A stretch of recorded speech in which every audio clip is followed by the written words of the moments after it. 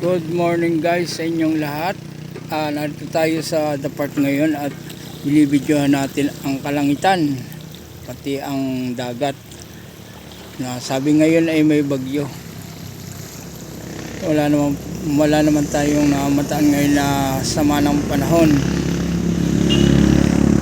Kita naman ninyo, ayan guys, mga bangka dito, mga nakalutang hanggang dun sa Real, hanggang dun sa mahaba. Ito naman yan. Sa lahat na makakapanood dyan, maano na nila ang kalagayan ng panahon dito sa amin sa Real Quezon.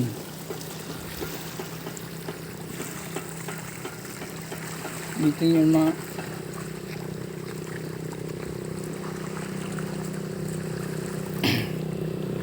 kita ninyo rito ang Pulilio Island. Kaya makalinaw.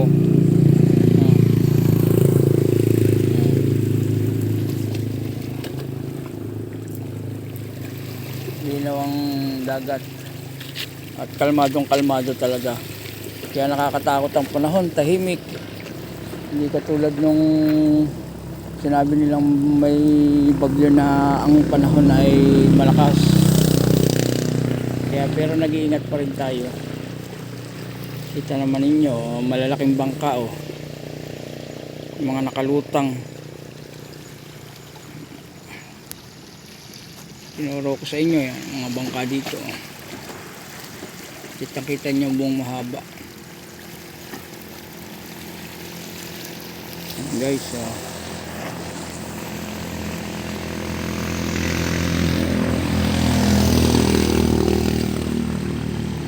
kapit lang yan dito sa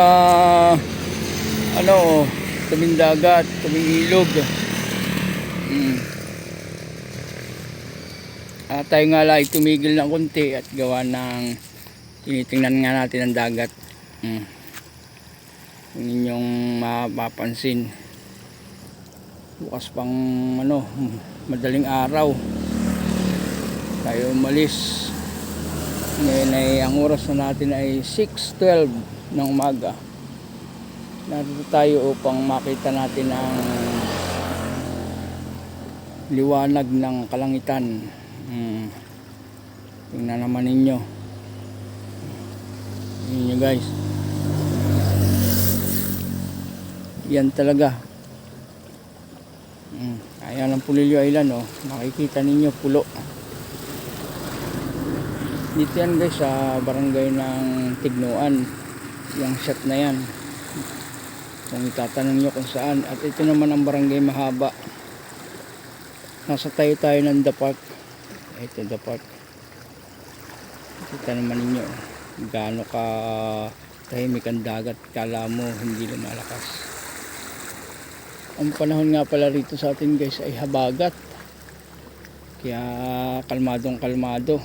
Yan ang nakakatakot, yung ganyang kalmado. Hindi natin alam kung ano ang susunod. Tingnan naman nyo guys. Pero guys, hindi ko masyado mahabaan ng aking video at puputulin ko na rin. At magandang umaga ulit sa inyo lahat at medyo umahambon at ako'y may pupuntahan pa. Sige na lang. Like and share naman mga guys, kunting tulong lang, na yun sa kalooban ko.